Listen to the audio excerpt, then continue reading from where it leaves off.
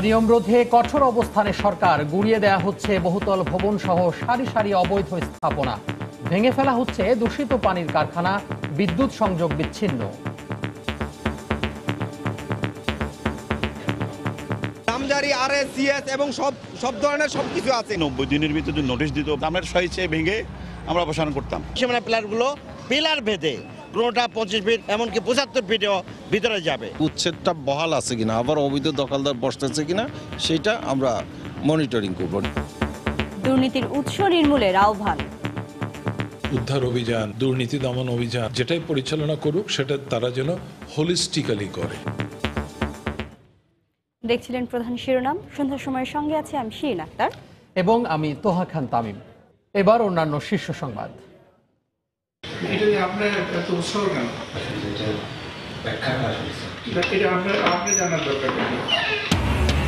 ঢাকা কলকাতা মৈত্রী এক্সপ্রেসে চেয়ার আসনে আদায় হচ্ছে বাড়তি ভাড়া, সুনির্দিষ্ট ব্যাখ্যা নেই রেল কর্তৃপক্ষের, খতিয়ে দেখার আশ্বাস মন্ত্রীর। 6টি নতুন বিদ্যুৎ কেন্দ্রের উদ্বোধন করলেন প্রধানমন্ত্রী। জাতীয় গ্রিডে যোগ হচ্ছে 1062 মেগাওয়াট। চলতি বছরের মধ্যে বিদ্যুৎ পাবে দেশের শতভাগ মানুষ। মিয়ানমারের অধিবাসীদের জন্য আর খুলবে না বাংলাদেশের সীমান্ত, ইউএনএইচসিআর দূত অ্যাঞ্জেলিনা জোলির সঙ্গে বৈঠকের পর ব্রিফিংয়ে পররাষ্ট্রমন্ত্রী। ডাকসু নির্বাচন সামনে রেখে ক্যাম্পাসে প্রকাশ্য রাজনীতির সুযোগ খুঁজছে নিষিদ্ধ সংগঠনগুলো। প্রতিহত করার ঘোষণা সক্রিয়দের, বিভক্ত মত প্রশাসনের। এবং এবার 21 পদক পাচ্ছেন সুবর্ণা মুস্তাফা, সুবীর নন্দী, ইমদাদুল হক মিলন সহ 21 বিশিষ্ট নাগরিক। আজম খানকে মরণোত্তর স্বীকৃতি।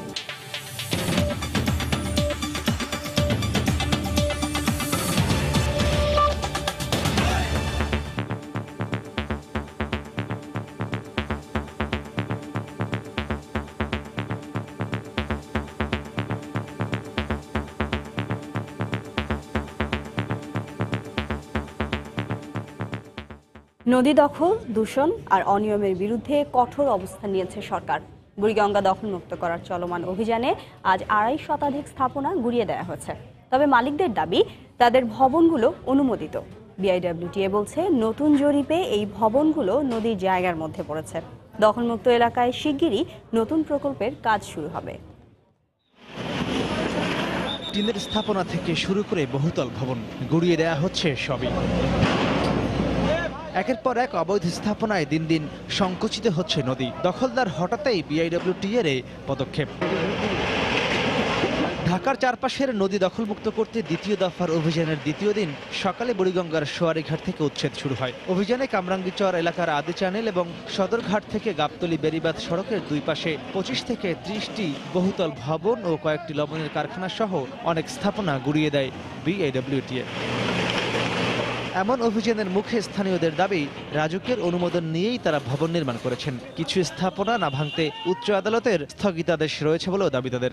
স্টে অর্ডারের এই কপিটা, এই যে লাস্টে লেখা আছে the period of 1 year from date, মানে এই যে 2019 থেকে 1 বছরের জন্য, সেটাও তারা এক্সিকিউশন করে নাই, দেখেও নাই। পানি উন্নয়ন বোর্ড এবং ডিসি অফিস, তিনটা সংস্থা মিললে আমাদের এই পিলার দিয়ে গেছে, বলছে যে আপনাদের আর কোনো সমস্যা নাই।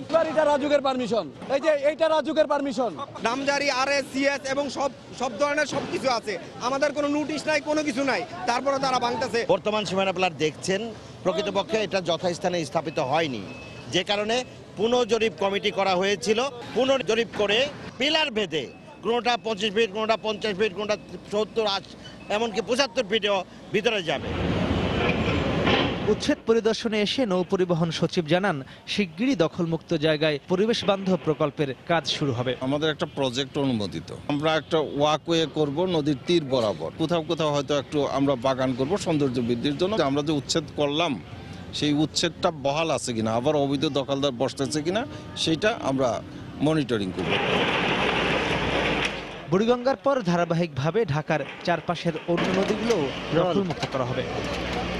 নদীর জায়গা দখল করার জন্য অবৈধ দখলদার এভাবে প্রাথমিকভাবে নদীর পাড়ে গাছ লাগিয়ে দখল করে থাকেন।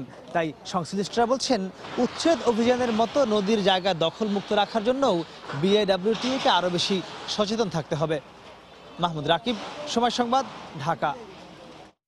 এদিকে চট্টগ্রামে কর্ণফুলী নদীর দুপাড়ে অবৈধ স্থাপনা উচ্ছেদে তৃতীয় দিনের মতো অভিযান চালানো হয়েছে। গুড়িয়ে দেওয়া হয়েছে শতাধিক অবৈধ স্থাপনা। ব্যবসায়ীদের অভিযোগ, বিনা নোটিশে তাদের উচ্ছেদ করা হয়েছে। নির্বাহী ম্যাজিস্ট্রেটের দাবি, নোটিশ দেওয়া হয়েছে আগেই। দখল আর দূষণে অনেকটাই বিপর্যস্ত দেশের লাইফলাইন খ্যাত কর্ণফুলী নদী। প্রভাবশালীদের ছত্রছায়ায় এখানে দিনে দিনে গড়ে তোলা হয়েছে হাজার হাজার অবৈধ স্থাপনা। বারবার চেষ্টা করার পরও যারা অবৈধ স্থাপনা স্থাপন করেছেন তাদের উচ্ছেদ করা সম্ভব হয়নি। এছাড়া আইনি জটিলতা ও ভূমি মন্ত্রণালয়ের অর্থ ছাড় সংক্রান্ত নানা সমস্যার কারণে উচ্ছেদ অভিযান এতদিন চালানো সম্ভব হয়নি। অবশেষে ভূমি মন্ত্রণালয়ের অর্থ ছাড়ের নিশ্চয়তা পাওয়ার পর গত সোমবার থেকে শুরু হয়েছে উচ্ছেদ অভিযান। প্রায় 4 একরের মতো ভূমি আমরা উদ্ধার করেছি এবং 100-এরও বেশি স্থাপনা আমরা ইতিমধ্যে অপসারণ করেছি। আমরা প্রত্যেক মালিককে আলাদাভাবে জানিয়েছি যে আপনাদের এই স্থাপনাটা কিন্তু ভাঙা পড়বে, আপনারা আপনাদের প্রয়োজনীয় মালামাল অপসারণ করে নিন। হাইকোর্ট যে নির্দেশনা আমাদেরকে দিয়েছেন আরএস লাইন, সে অনুযায়ী সবকিছু উচ্ছেদ হচ্ছে এবং সেভাবেই হবে। এখানকার ব্যবসায়ীরা অভিযোগ করে বলেছেন উচ্ছেদের আগে তাদের কোনো নোটিশ দেওয়া হয়নি, যে কারণে তাদের লাখ লাখ টাকার ক্ষতি হয়েছে। বিনা নোটিশে এই জিনিসটা আজকে ভাঙা শুরু করছে, যাতে আমরা খুব বেশি ক্ষতিগ্রস্ত। আমরা যেগুলো টাকাগুলো ইনভেস্ট করছি ডিসেম্বরেতে, সেগুলো আর টাকা পাওয়ার কোনো কিছু নাই। যদি 90 দিনের ভিতরে যদি নোটিশ দিত বা উচ্ছেদ অভিযানের জন্য কোনো কিছু, আমরা স্বেচ্ছায় ভেঙে আমরা অপসারণ করতাম। তা আমাদেরকে সরকারের কাছে আকুল আবেদন, আমাদের একটু পুনর্বাসন করে আমাদের বউ বাচ্চা নিয়ে চলতে পারি মতো। অন্যদিকে জেলা প্রশাসনের নির্বাহী ম্যাজিস্ট্রেট জানান, উচ্ছেদকৃত জায়গা যাতে রক্ষণাবেক্ষণ করা যায় সে কারণে জেলা প্রশাসনের পক্ষ থেকে নেওয়া হচ্ছে নানা উদ্যোগ। নদীর পাড়ে যে সুবিধাগুলো থাকে সেগুলো থাকবে এবং আমাদের যে উদ্ধারকৃত যে জায়গাগুলো, সেই জায়গাগুলোতে আমরা মার্কিংয়ের মাধ্যমে সতর্কীকরণ বিজ্ঞপ্তি দিয়ে দিচ্ছি, যাতে এর বাইরে যেন কেউ না, এর ভিতরে যাতে কেউ না আসতে পারে। প্রথম পর্যায়ে সদরঘাট থেকে বারিক বিল্ডিং পর্যন্ত 200 অবৈধ স্থাপনা উচ্ছেদ করা হবে। দ্বিতীয় পর্যায়ে বারিক বিল্ডিং থেকে পতেঙ্গা পর্যন্ত ও তৃতীয় পর্যায়ে মোহরা এলাকায় কর্ণফুলী নদীর দুই পাশে যে অবৈধ স্থাপনা গড়ে উঠেছে তা উচ্ছেদ করা হবে। দখল আর দূষণে বিপর্যস্ত কর্ণফুলী নদীকে বাঁচাতে চলছে উচ্ছেদ অভিযান। কর্ণফুলী বাঁচলে বাঁচবে দেশ, তাই যে উচ্ছেদ অভিযান শুরু হয়েছে তা যাতে অব্যাহত থাকে এই প্রত্যাশা সকলের। চট্টগ্রামের কর্ণফুলী নদীর তীর থেকে পার্থপ্রতিম বিশ্বাস, সময় সংবাদ। দখল হওয়া নদী উদ্ধার করতে হলে শুধু নদীর পাশের অবৈধ স্থাপনা উচ্ছেদ করলেই হবে না, ভরাট করা নদীও উদ্ধার করতে হবে বলে মন্তব্য করেছেন নদী ও পানি গবেষক আয়নুন নিশাত। এ সময় তিনি দুর্নীতি ও অনিয়মের উৎস নির্মূলের পরামর্শ দেন। যে জমিটা ভরাট করে নদীটা দখল হয়েছে সেটা কিন্তু উদ্ধার হচ্ছে না, নদীটাকে উদ্ধার করতে হবে। অর্থাৎ যে মাটিটা ফেলে তারা নদীর 50 ফুট 100 ফুট 200 ফুট দখল করেছিল, সেটার মাটি অপসারণ করে এটাকে দখল মুক্ত করতে হবে। নীতিগতভাবে যিনি ভরাট করেছিলেন তিনি এই দখল মুক্ত করার খরচ দিতে বাধ্য। প্রভাবশালীরা এই কাজটা করে, তারা কারা? তারা তো সরকারেরই অংশ, তারা ব্যবসায়ী হতে পারে, অর্থের মাধ্যমে তারা ক্ষমতা কিনে ফেলতে পারে। তো সেই ক্ষেত্রে প্রশাসন যন্ত্র তখনই সক্ষম হবে যদি রাজনৈতিক অঙ্গীকার থাকে, যদি পার্লামেন্ট ঠিক থাকে। পার্লামেন্ট যদি জবাবদিহিতা চায় সরকারের প্রতিষ্ঠানের কাছ থেকে, তাহলেই কাজ করবে ঠিক মতো। অর্থাৎ দেশটা চলবে, এটা গণতন্ত্র দেশে আছে। এই ক্ষেত্রে গণতন্ত্রের ধারক হচ্ছে যারা নির্বাচিত প্রতিনিধি, অর্থাৎ এমপি সাহেবরা যদি ঠিক মতো জবাবদিহিতার ব্যাপারটা চালু রাখেন, প্রধানমন্ত্রী যদি তার চাপ চালু রাখেন, তাহলেই হবে এটা। বুড়িগঙ্গা নদী দখল ও দূষণমুক্ত করার পর ধলেশ্বরী নদী উদ্ধারে পদক্ষেপ নেওয়া হবে বলে জানিয়েছেন ঢাকা 2 আসনের সংসদ সদস্য আওয়ামী লীগ নেতা অ্যাডভোকেট কামরুল ইসলাম।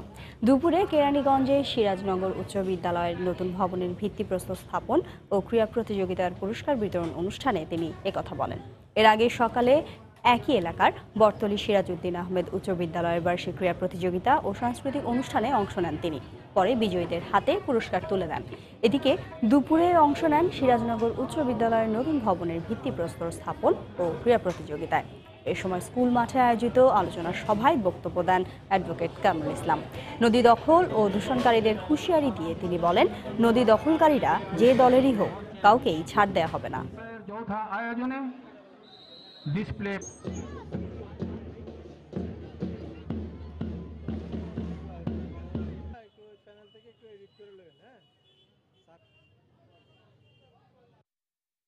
সরকার দৃঢ় প্রতিজ্ঞা নিয়েছে সবগুলো নদীকে উদ্ধার করতে হবে, নদী দখলমুক্ত করতে হবে।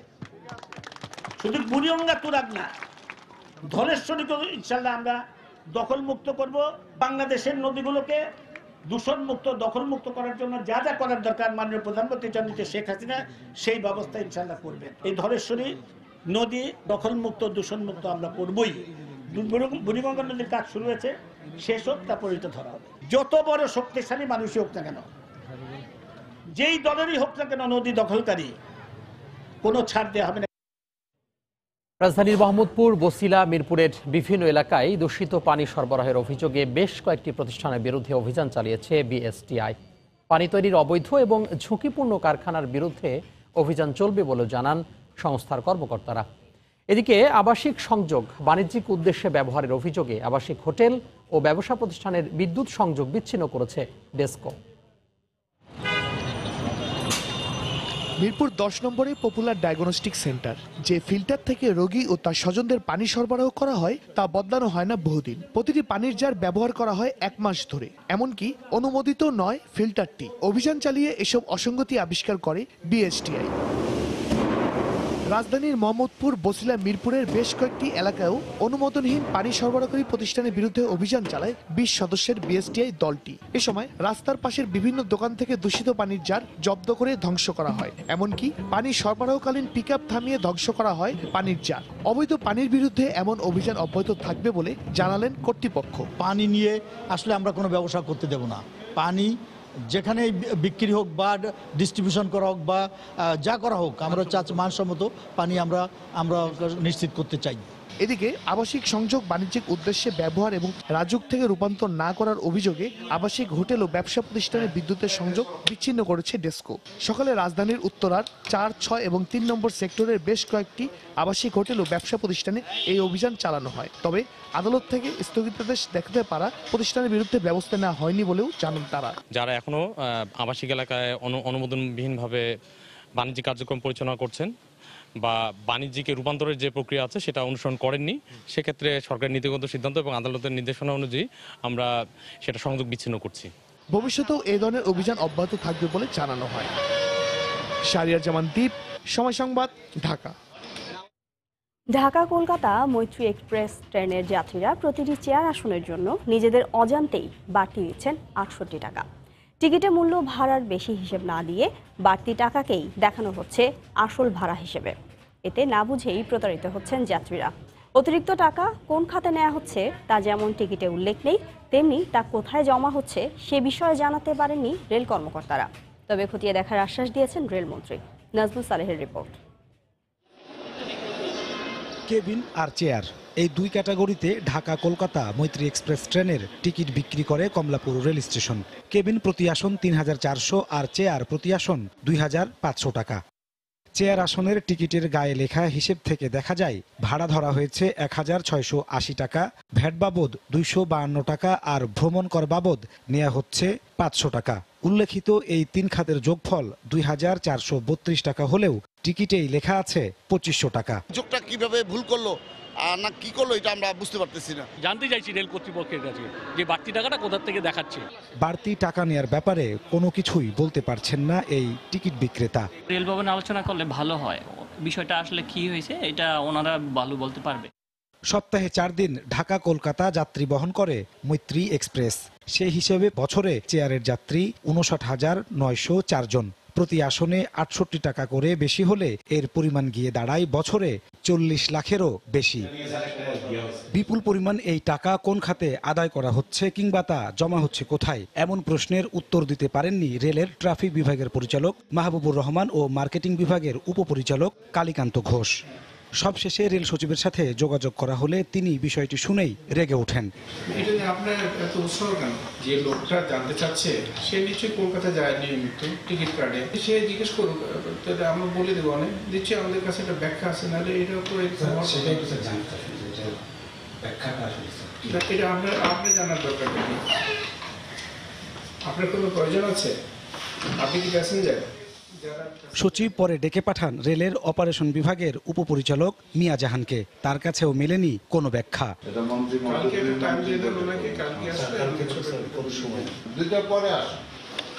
কিন্তু পরের দিন মিয়া জাহান কৌশলে সময় সংবাদকে এড়িয়ে যান। আর এই বিষয়টি জানাতে গেলে রেল সচিব ক্যামেরা ছাড়া তার কক্ষে ঢোকার অনুমতি দিয়ে এই প্রতিবেদককে আত্মহত্যার পরামর্শ দেন। তিনি বলছেন কোনো বিষয়ে এগুলো নিয়ে কথা বলবেন না। স্যার, এখন কি করবো? এখন আপনি আত্মহত্যা করেন, একটা স্টেটমেন্ট রেখে যান যে রেলের লোকরা আমার সঙ্গে কথা বলতে চাচ্ছে না, এই মর্মে ঘোষণা দিলাম যে এই কথা না বলার কারণে আমি আত্মহত্যা করলাম।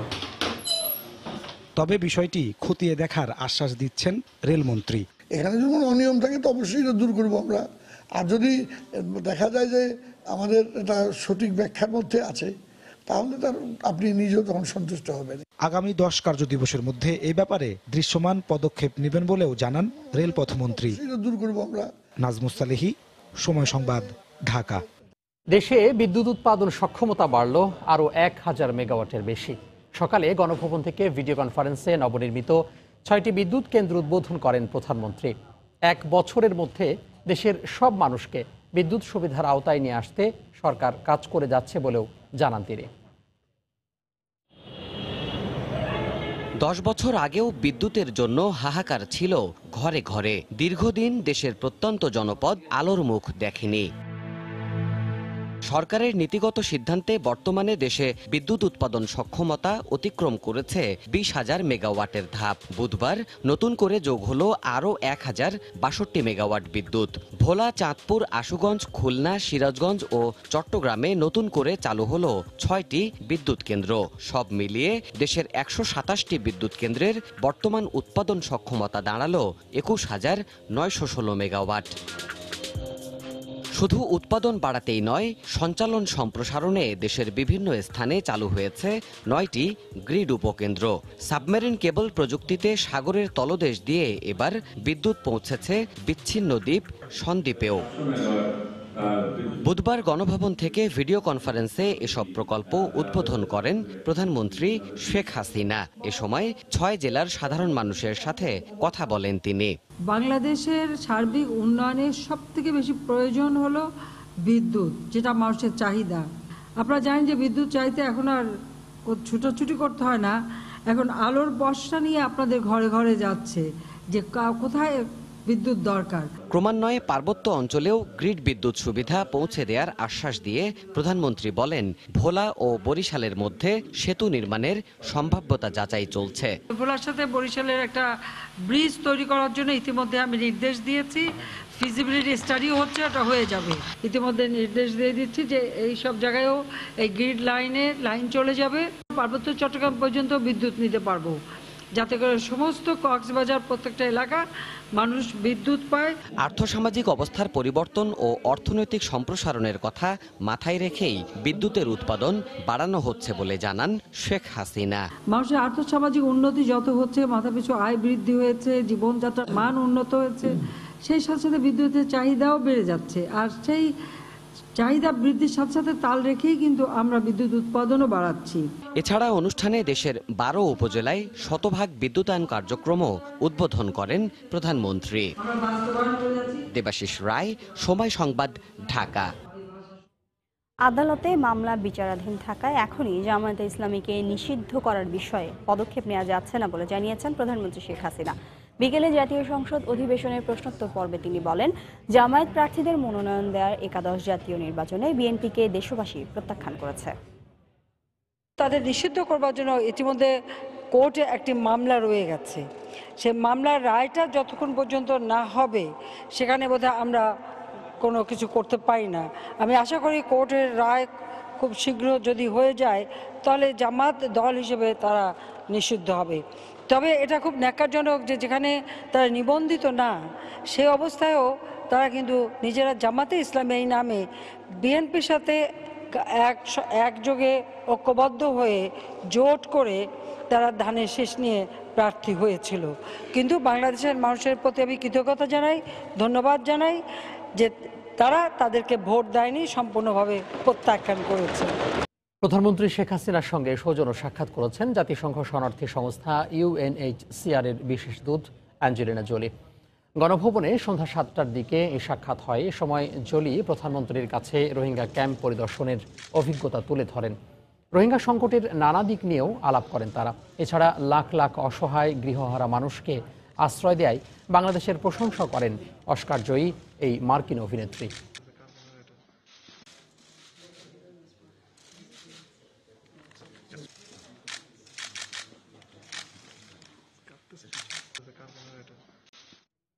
কোনো অবস্থাতেই মিয়ানমারের অধিবাসীদের জন্য বাংলাদেশের সীমান্ত খুলবে না বলে সাফ জানিয়ে দিয়েছেন পররাষ্ট্রমন্ত্রী ডক্টর AK আব্দুল মোমেন। দুপুরে মন্ত্রণালয়ে জাতিসংঘ শরণার্থী সংস্থা UNHCR এর বিশেষ দূত অ্যাঞ্জেলিনা জোলির সঙ্গে বৈঠক শেষে সাংবাদিকদের তিনি কথা বলেন। রোহিঙ্গা ইস্যুতে শুধু সহানুভূতি না দেখিয়ে মিয়ানমারের সঙ্গে বাণিজ্যিক সম্পর্ক সীমিত করার পরামর্শ দেওয়া হয় বলেও জানান পররাষ্ট্রমন্ত্রী। 2017 সালের আগস্টে রাখাইন রাজ্যে হামলার শিকার হয়ে বাংলাদেশে প্রবেশ করেন প্রায় 7 লাখ রোহিঙ্গা মুসলমান। এবার দেশটির উত্তর রাখাইন রাজ্য থেকে বৌদ্ধ ও ক্ষুদ্র নৃতাত্ত্বিক গোষ্ঠীর সদস্যদের বাংলাদেশে পাঠানোর চেষ্টা চলছে। তবে পররাষ্ট্রমন্ত্রী সাফ জানিয়ে দিলেন, কোনোভাবেই সীমান্ত খুলবে না বাংলাদেশ। ওইসব এলাকার বিভিন্ন আপনার এথনিক গোষ্ঠী, রিলিজিয়াস গোষ্ঠী, বৌদ্ধ, হিন্দু, তারাও আবার বাংলাদেশে আসার জন্যে সিকিউরিটির জন্য চেষ্টা করছে। আমরা বলেছি আমরা কাউকে নেব না। আমরা কি বর্ডার সিল করছি? আমরা মোটামুটি বর্ডার সিল করে রেখেছি।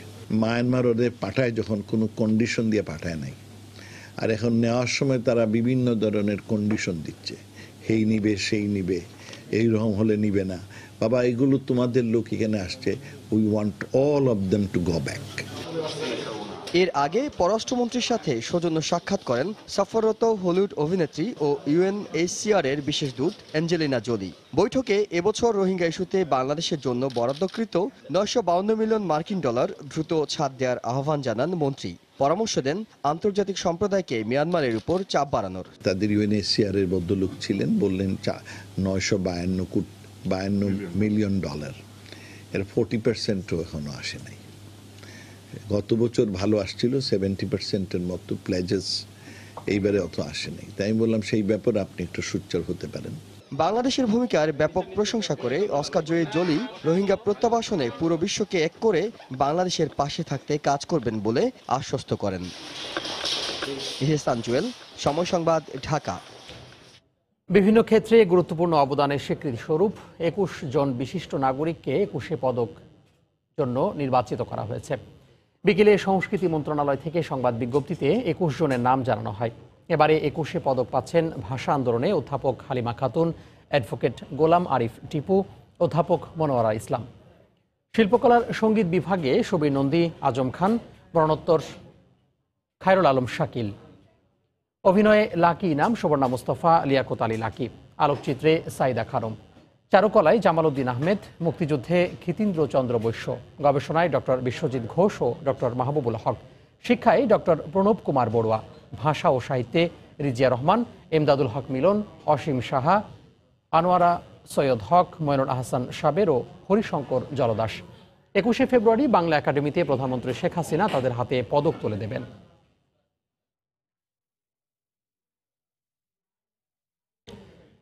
ষষ্ঠ দিনে বেশ জমে উঠেছে অমর 21 গ্রন্থমেলা। এই মুহূর্তে বইমেলা প্রাঙ্গণে আছেন রিপোর্টার শাতিলা শারমিন। আমরা সরাসরি চলে যাচ্ছি তার কাছে। শাতিলা, এখন তামিম আসলে সন্ধ্যার যে সময়টি কিন্তু বইমেলার একটি মূল আকর্ষণের জায়গা হয়ে ওঠে কিন্তু বইমেলা। এই প্রাঙ্গণটি এখন আসলে লেখক, পাঠক এবং যারা আছে সব বয়সী মানুষ কিন্তু ঢাকায় একটু বিনোদনের জন্য কিন্তু ছুটে আসছেন বইমেলা প্রাঙ্গণে, সেই অবস্থাটি আমরা দেখতে পাচ্ছি। আর যেটি আসলে বিক্রেতারা, প্রকাশকরা আমাদেরকে জানিয়েছেন যে এখন পর্যন্ত আসলে বইমেলার যে কেনা বেচা বা জমজমাট হয়ে ওঠা বেচা বিক্রিতে, সেটা কিন্তু এখনো শুরু হয়নি, আরও একটু সময় লাগবে বলে তারা আমাদেরকে জানিয়েছেন। আর যে বই প্রেমীরা যারা আসছেন তারা আমাদেরকে বলছেন যে আসলে একটু সময় নিচ্ছেন, তারা দেখছেন এবং নতুন নতুন যে বই প্রতিদিন বইমেলায় প্রকাশিত হচ্ছে, সে প্রায় 100 থেকে 150 মতো বই আসলে প্রতিদিন বইমেলায় প্রকাশিত হয়। এবং এখন পর্যন্ত তো বইমেলায় যে কয়েকদিন গিয়েছে, 6 দিন, এই 6 দিনে কিন্তু আসলে নতুন নতুন লেখকের বই যেমন এসেছে, তেমন কিন্তু প্রবীণ লেখকের বইও আমরা দেখতে পেয়েছি। আর সবচেয়ে বড় কথা যেটি আজকের বইমেলার একটি মূল আকর্ষণ হয়ে আছে, আলোচনা আড্ডা, সেটি হচ্ছে যে 21 পদক ঘোষণা হয়েছে। যেটি আমি আগেও জানিয়েছিলাম যে এই যে 21 পদকটি বাংলা ভাষা এবং সাহিত্যের জন্য 6 জনকে আসলে সরকারের পক্ষ থেকে এই সম্মানজনক পুরস্কারটি দেওয়া হয়েছে এবং এটা আসলে 20 ফেব্রুয়ারি প্রধানমন্ত্রী শেখ হাসিনা একটি অনুষ্ঠানের মাধ্যমে তাদের হাতে তুলে দিবেন এবং যারা আসলে এই পদকটি পেয়েছেন দীর্ঘদিনের যে সাহিত্য সাধনা, যে লেখালেখি তার উপর ভিত্তি করে এবং নিরলসভাবে কাজ করে যার জন্য তারা এই পদকটি পেয়েছেন। এছাড়া 21 জনকে দেওয়া হয়েছে 21 পদক। আর সবচেয়ে বড় কথাটি সেটি হচ্ছে এই ঘন্টায় এসে আমি একটা জিনিস দেখতে পেয়েছি যে তরুণদের এক ধরনের সমাগম, যেটি আসলে মূল আকর্ষণ থাকে বইমেলার, যে আসলে তরুণ প্রজন্মকে বইয়ের প্রতি উৎসাহী করে তোলা, যেটি সবসময় বইমেলার একটি মূল উদ্দেশ্য ছিল, সেই ব্যাপারটিও কিন্তু এখানে দেখেছি। এবং কয়েক বছর ধরে যে চলে আসা যে আসলে পরিসর বাড়তে বাড়তে যে বইমেলাটি এখন যে পর্যায়ে দাঁড়িয়েছে, সেটি শুধুমাত্র যে এই সোহরাওয়ার্দী এবং বাংলা একাডেমি কেন্দ্রিক নেই, এটি আসলে আন্তর্জাতিকভাবে এক ধরনের একটি প্রাণের উৎসব হিসেবে পরিচিত হয়ে আসছে। এবং সবচেয়ে বড় কথা যেটি হচ্ছে জানাতে চাই যে এই বইমেলাটি কিন্তু এখন পুরো বাংলাদেশের মানুষের মধ্যে একটি বই প্রেমীদের জন্য একটি মহা সমারোহে উদযাপন হয় এই 1 মাস ধরে। এই ছিল বইমেলা প্রাঙ্গণ থেকে আমার কাছে সর্বশেষ। তামিম। অমর একুশে গ্রন্থমেলা থেকে আমাদের সাথে যোগ দিয়েছিলেন সহকর্মী শাতিলা শারমিন। ডাকসু নির্বাচনে অংশ নিতে প্রকাশ্যে রাজনীতির সুযোগ খুঁজছে ক্যাম্পাসে নিষিদ্ধ সংগঠনগুলো। এরই মধ্যে বিশ্ববিদ্যালয়ে মিছিল করেছে ধর্মভিত্তিক সংগঠন ইসলামী শাসনতন্ত্র ছাত্র আন্দোলন, পোস্টার লাগিয়েছে জাতীয় পার্টির ছাত্র সংগঠন জাতীয় ছাত্র সমাজ। নির্বাচনে এই সংগঠনগুলোকে সুযোগ দেয়া নিয়ে বিশ্ববিদ্যালয় প্রশাসনে আছে বিভক্ত মত। তবে নিষিদ্ধ সংগঠনগুলোকে প্রতিহত করার ঘোষণা দিয়েছে ছাত্রলীগ সহ বিভিন্ন সংগঠন। একরাম হোসাইনের রিপোর্ট। ক্যাম্পাসের বিভিন্ন জায়গায় দেখা মিলছে জাতীয় ছাত্র সমাজের পোস্টার, যদিও অধিকাংশ পোস্টারই ছেঁড়া। ছাত্র সমাজ হোসেন মোহাম্মদ এরশাদের জাতীয় পার্টির ছাত্র সংগঠন। বিশ্ববিদ্যালয় পরিবেশ পরিষদের মাধ্যমে সংগঠনটি ক্যাম্পাসে নিষিদ্ধ, যদিও নেতাদের দাবি নিষেধাজ্ঞার কোনো দালিলিক প্রমাণ নেই, ফলে ডাকসু নির্বাচনে অংশ নিতে চায় তারা।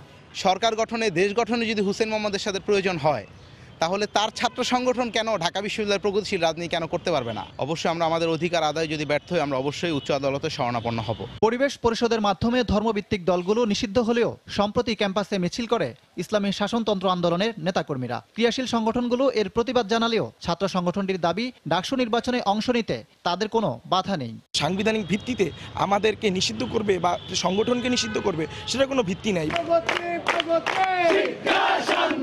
তবে ছাত্রলীগ সহ বিভিন্ন ক্রিয়াশীল সংগঠন বলছে নিষিদ্ধ দলগুলোকে প্রতিহত করবেন তারা। ছাত্র সমাজকে তখনকার সময় নিষিদ্ধ ঘোষিত করা হয়েছে, যেহেতু নিষিদ্ধ রয়েছে সুতরাং তারা নির্বাচনে অংশগ্রহণ করতে পারবে না। বিশ্ববিদ্যালয়ের এই আঙিনায় যাতে কোনো ধরনের কার্যক্রম না চালাতে পারে, সেক্ষেত্রে বিশ্ববিদ্যালয় প্রশাসনকে জোরালো ভূমিকা পালন করতে হবে। ডাকসু নির্বাচন বন্ধ হয়ে যাওয়ার পর ক্যাম্পাসের সবগুলো ক্রিয়াশীল ছাত্র সংগঠনের সঙ্গে বিশ্ববিদ্যালয় প্রশাসনের সেতু বন্ধনের জন্য গড়ে উঠেছিল পরিবেশ পরিষদ। মূলত তখন থেকেই ক্যাম্পাসে নিষিদ্ধ জাতীয় ছাত্র সমাজ ও ধর্মভিত্তিক সংগঠনগুলো। এবার ডাকসু নির্বাচনকে কেন্দ্র করে আবারও তৎপর হয়ে উঠেছে এই সংগঠনগুলো। তবে তাদের সুযোগ দেওয়া নিয়ে বিশ্ববিদ্যালয় প্রশাসন থেকে এসেছে দুই রকম বক্তব্য। ক্রিয়াশীল ছাত্র সংগঠন যারা, তাদের সাথে ঐক্যমত্য পোষণ করে বিশ্ববিদ্যালয় কর্তৃপক্ষ এই ধর্মভিত্তিক ছাত্র সংগঠন জাতীয় পার্টি এইটাও আসলে নিষিদ্ধ করা হয়েছে। যে কোনো শিক্ষার্থী ডাকসুতে নির্বাচনে ভোট দিতে পারবে, প্রার্থী হবে। নিষেধাজ্ঞা তো ছাত্রদের জন্য নিষেধাজ্ঞা থাকবে কেন? তার সাংগঠনিক পরিচয় কি, সেই দায়িত্ব তার। এই দায়িত্ব তো বিশ্ববিদ্যালয়ের না, এই দায়িত্ব তো আমাদের না। নির্বাচন সামনে রেখে নিষিদ্ধ সংগঠন নিয়ে বিশ্ববিদ্যালয় প্রশাসনকে জোরালো ভূমিকা রাখার দাবি জানিয়েছে ক্রিয়াশীল ছাত্র সংগঠনগুলো। ইকরাম হোসাইন, সময় সংবাদ, ঢাকা। জনগণের আস্থা অর্জন করে সেবাধর্মী ও জনবান্ধব হতে পুলিশ বাহিনীর প্রতি আহ্বান জানিয়েছেন রাষ্ট্রপতি মোহাম্মদ আব্দুল হামিদ। পুলিশ সপ্তাহ উপলক্ষে বঙ্গভবনে আয়োজিত অনুষ্ঠানে এ আহ্বান জানান রাষ্ট্রপতি। রাজধানীতে আসা মাঠ পর্যায়ের কর্মকর্তারা রাষ্ট্রপতির সাথে সাক্ষাৎ করতে দুপুরে বঙ্গভবনে যান। এই অনুষ্ঠানে রাষ্ট্রপতি বলেন, দেশের উন্নয়ন ও অগ্রগতির জন্য সুশাসনের অন্যতম নিয়ামক আইনের যথাযথ প্রয়োগ। দেশের অভ্যন্তরীণ নিরাপত্তা বিধান ও নিরাপদ সমাজ প্রতিষ্ঠায় পুলিশের দায়িত্বশীল ভূমিকা অব্যাহত রাখার উপর গুরুত্ব আরোপ করেন রাষ্ট্রপতি।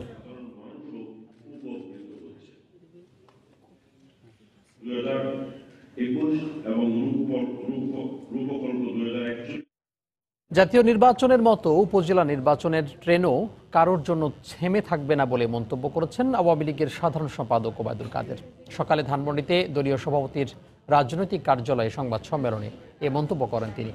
জাতীয় নির্বাচনে শোচনীয় পরাজয়ের কারণে বিএনপির কালো ব্যাচ ধারণ করা উচিত বলেও মন্তব্য করেন ওবায়দুল কাদের। কার ভাই, কার বোন, কার আত্মীয়, এটা প্রশ্ন নয়। প্রশ্নটা হচ্ছে কে জনগণের কাছে কতটা গ্রহণযোগ্য। কার জনপ্রিয়তা কতটা, কে ইলেক্টেবল, কে উইনেবল, সেটা আমরা দেখব। জাতীয় নির্বাচনের মতো উপজেলা নির্বাচনের যে ট্রেন কোথাও থেমে থাকবে না। উপজেলা নির্বাচনের ট্রেনও আপন গতিতে চলবে। শোচনীয় পরাজয়, সেজন্য তাদের কালো ব্যাজ ধারণ করা হচ্ছে। নিরপেক্ষ সরকারের অধীনে শিগগিরই জাতীয় নির্বাচনের দাবি জানিয়ে জাতীয় ঐক্যফ্রন্টের শীর্ষ নেতারা বলেছেন, ভোটাধিকার ছিনিয়ে নিয়ে মানুষকে ধোঁকা দেওয়া যাবে না। একাদশ জাতীয় সংসদ নির্বাচনে কারচুপির অভিযোগ তুলে এর প্রতিবাদে বিকেলে জাতীয় প্রেস ক্লাবের সামনে কালো ব্যাজ পরে মানববন্ধন করেন তারা। কর্মসূচিতে জাতীয় ঐক্যফ্রন্টের শীর্ষ নেতা ডক্টর কামাল হোসেনের যোগ দেওয়ার কথা থাকলেও শেষ পর্যন্ত তাকে কর্মসূচিতে দেখা যায়নি। কর্মসূচি চলাকালে বিএনপি, গণফোরাম, জেএসডিও, নাগরিক ঐক্য সহ অন্য দলের নেতারা বক্তব্য রাখেন। তারা বলেন, নির্বাচনের নামে জনগণের ভোটাধিকার ছিনিয়ে নেওয়া হয়েছে। এর প্রতিবাদে জনগণকে সঙ্গে নিয়ে প্রতিরোধ গড়ে তোলার হুঁশিয়ারিও দেন ঐক্যফ্রন্টের নেতারা।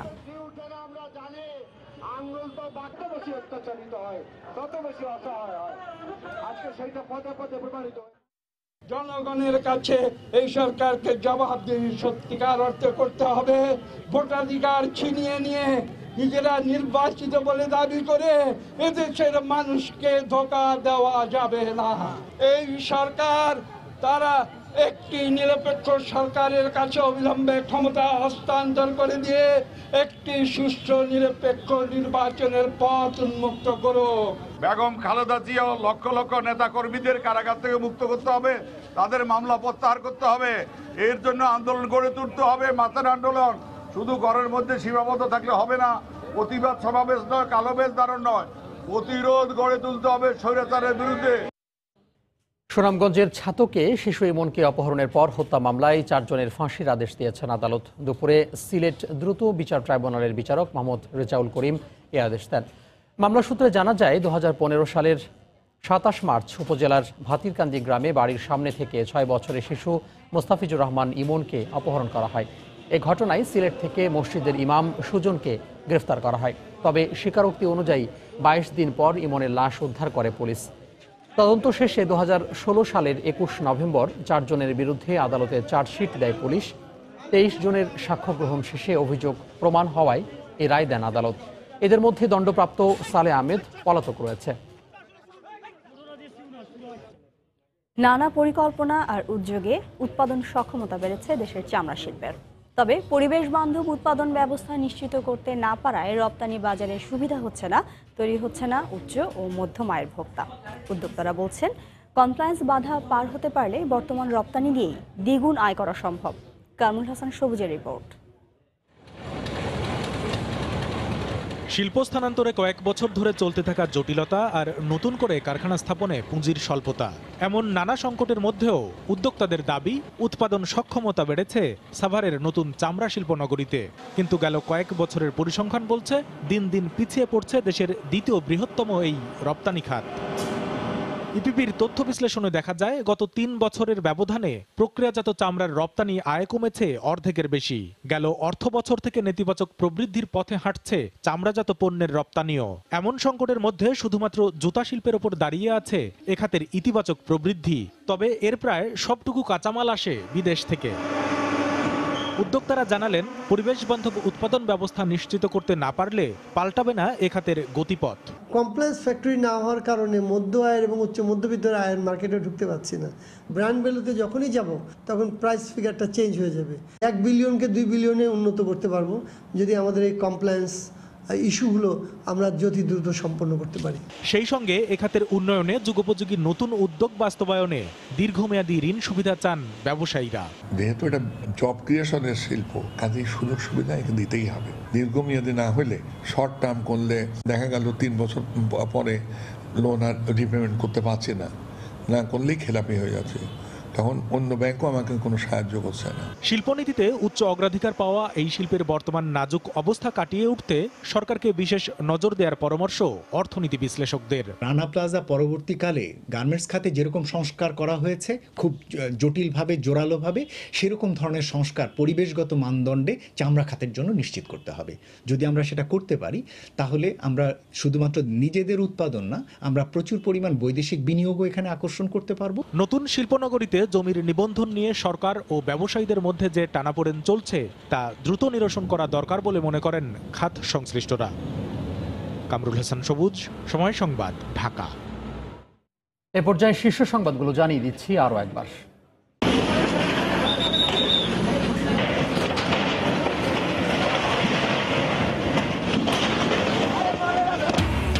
অনিয়ম রোধে কঠোর অবস্থানে সরকার, গুঁড়িয়ে দেয়া হচ্ছে সারি সারি অবৈধ স্থাপনা, দূষিত পানির কারখানা, বিদ্যুৎ সংযোগ বিচ্ছিন্ন, দুর্নীতির উৎস নির্মূলের আহ্বান।